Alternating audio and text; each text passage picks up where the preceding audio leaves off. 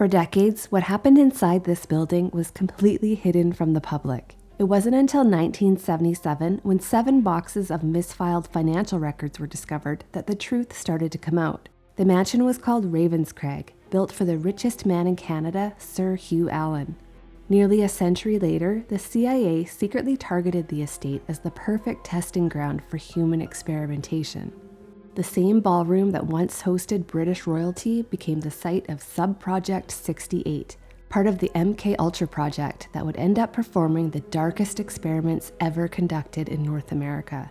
So, how did a beautiful family home become a house of horrors? It all starts in 1863.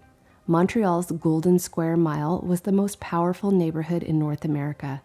It was home to about 50 men who controlled roughly 70% of the total wealth in Canada, and the richest of them all was Sir Hugh Allan.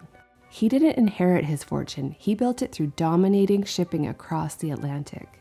By the 1870s, he built a house to match his power, Ravenscrag. It wasn't just a mansion, it was a 34-room fortress built on the side of Mount Royal. But the family empire didn't last long. After Hugh Allan died, the house was left to his son, Montague. But then, a string of tragedies basically wiped the family out. In 1915, Montague's wife and 2 daughters were on the Lusitania when it was torpedoed by a German U-boat. Both daughters died. 2 years later, his only son was shot down and killed in World War I.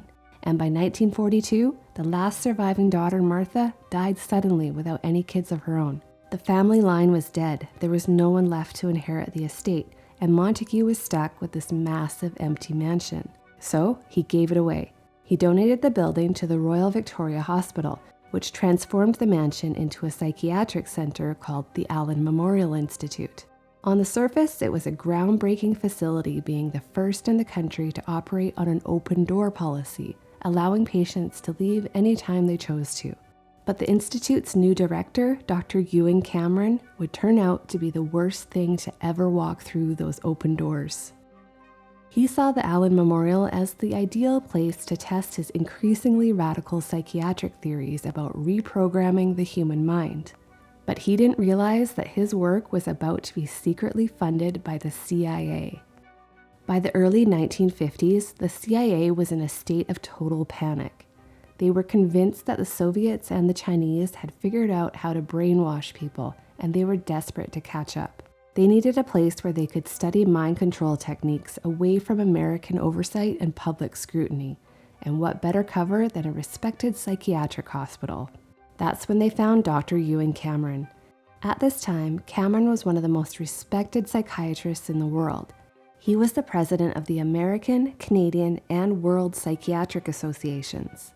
The CIA realized Cameron was already doing the exact type of research they wanted.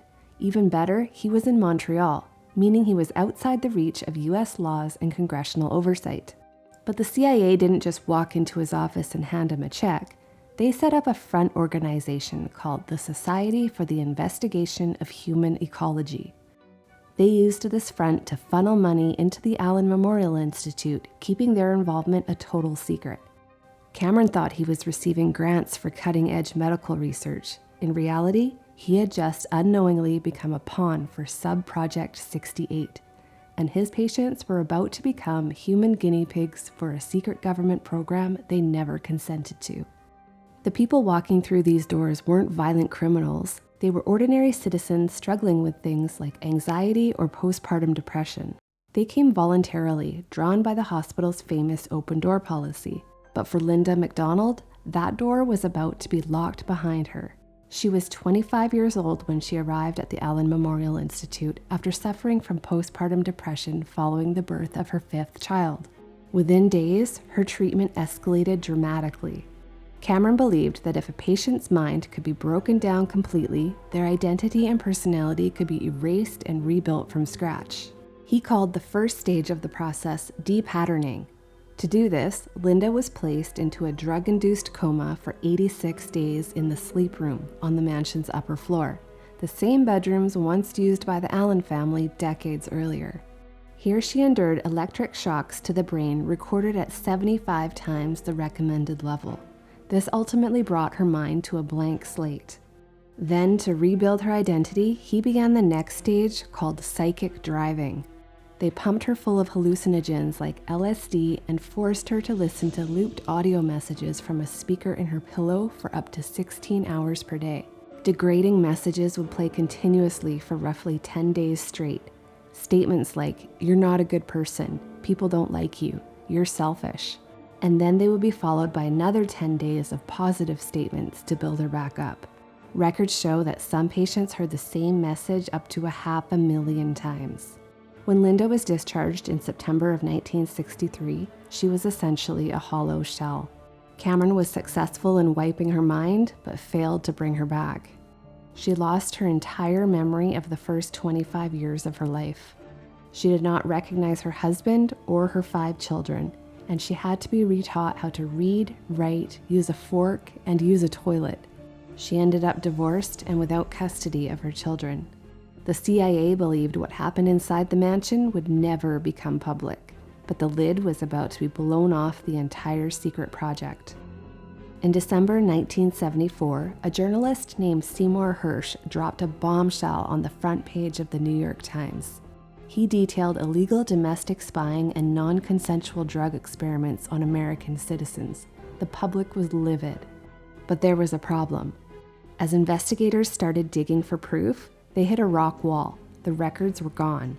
A year prior, fearing exposure, CIA Director Richard Helms ordered the destruction of every single file related to MKUltra.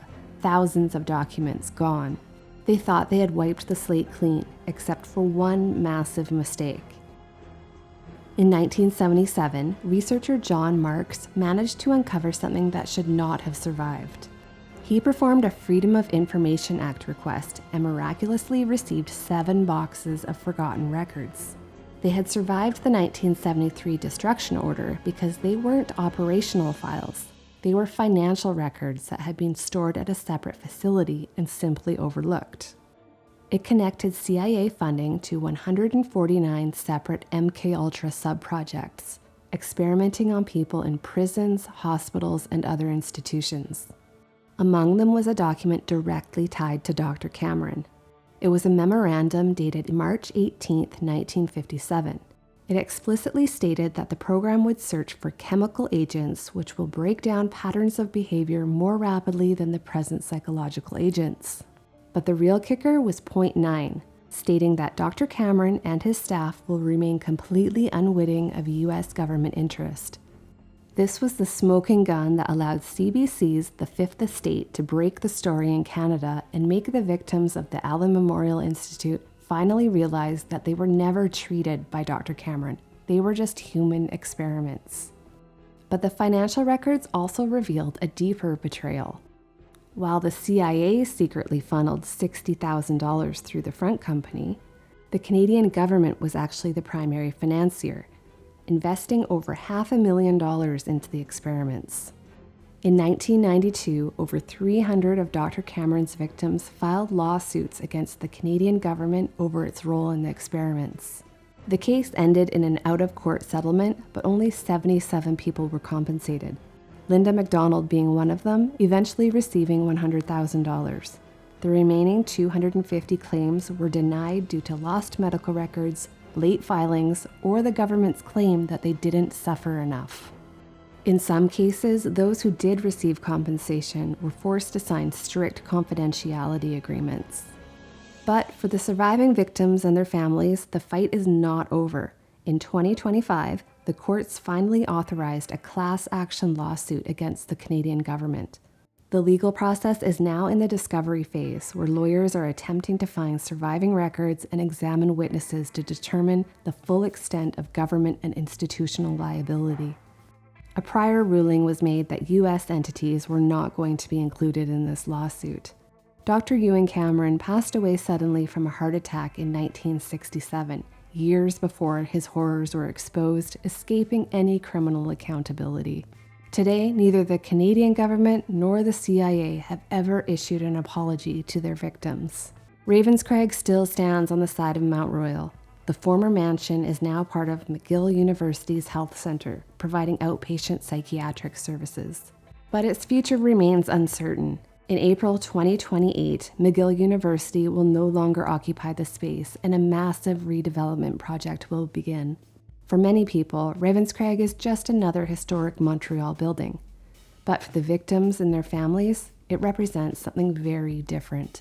A place where some of the most disturbing human experiments were hidden behind the walls of a luxury mansion for decades.